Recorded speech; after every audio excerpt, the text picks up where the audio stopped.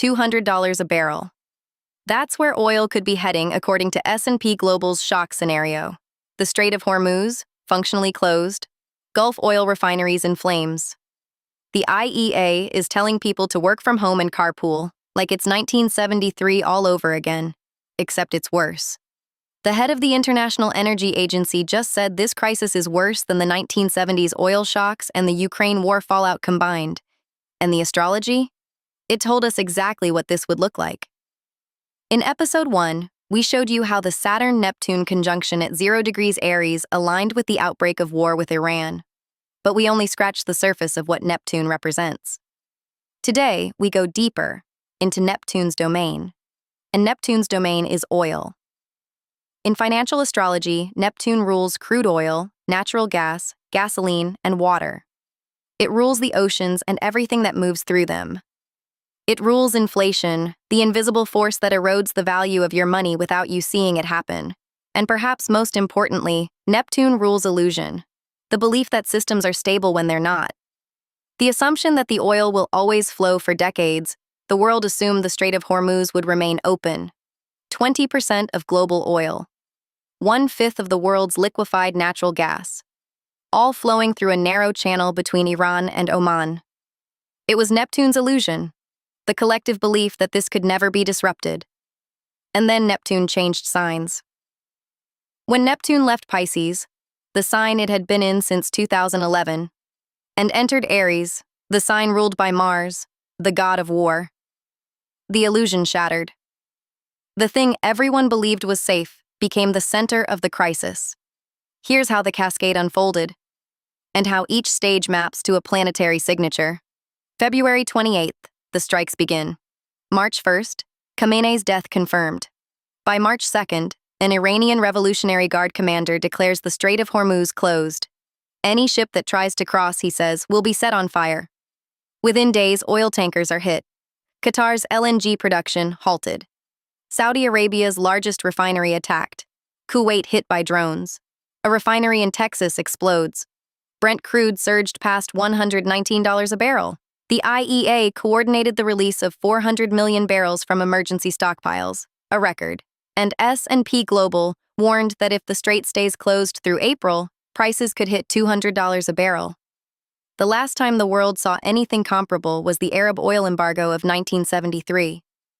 But here's what the IEA head just said today. This is worse. Worse than the 1970s shocks. Worse than the energy crisis after Russia invaded Ukraine.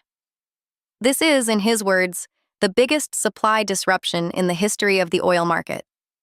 Now let's map this to the astrology, because the precision is almost unsettling. Neptune rules oil and the oceans. It just entered Aries, the sign of war and aggression. Result, oil becomes a weapon of war. The Strait of Hormuz, an ocean passage, becomes a battlefield. Saturn rules borders, infrastructure, and government structures. It's in its fall in Aries, weakened, struggling. Result, critical infrastructure is destroyed. Government structures in Iran collapse. Borders that were assumed stable become war zones. Mars, the ruler of Aries, squared Uranus on February 27th. Mars-Uranus is the signature of sudden explosions and shock attacks. Result, the strikes came without warning. Refineries exploded. Drones hit targets across the Gulf. And then there's the financial dimension. On March 20th, the Dow dropped 444 points. The S&P fell 1.5%. The Nasdaq lost 2%. Market expectations flipped from rate cuts to rate hikes. The ECB raised its inflation forecast and cut its growth forecast. The Saturn-Neptune conjunction hit the exact midheaven of the Federal Reserve's natal chart, the point governing its public role and authority. Neptune rules inflation. Saturn rules scarcity and restriction. When they meet in Aries, ruled by the planet of war, you get inflationary war. A conflict that doesn't just cost lives, it costs everyone, everywhere, in the price of gas, food, heat, and flights. But there's one more piece. In episode 1, we mentioned the lunar eclipse on March 3rd at 12 degrees Virgo. Now look at what Virgo rules in mundane astrology. Virgo governs daily routines, work, service, health systems, agriculture, and supply chains. An eclipse in Virgo doesn't just reveal hidden truths, it disrupts the systems that keep everyday life running. And that's exactly what happened. The IEA told countries to mandate remote work and lower speed limits. Air France suspended flights to Cuba due to fuel shortages.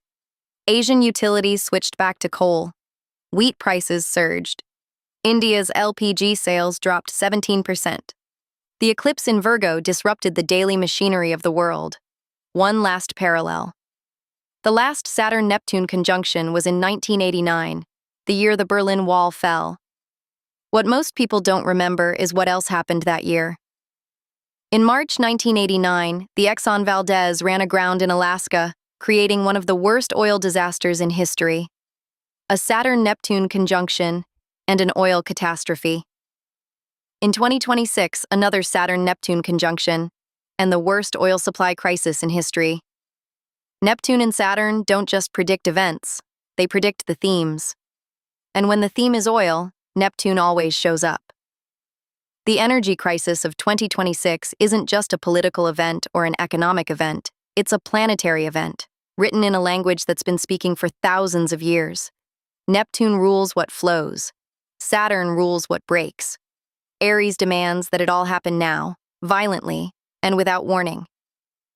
Next episode, we'll look at what comes next, Uranus entering Gemini in April, and what the last time that happened tells us about technology, communication, and the way information itself becomes a weapon. Subscribe so you don't miss it. And if episode 1 brought you here, welcome. The stars have a lot more to say.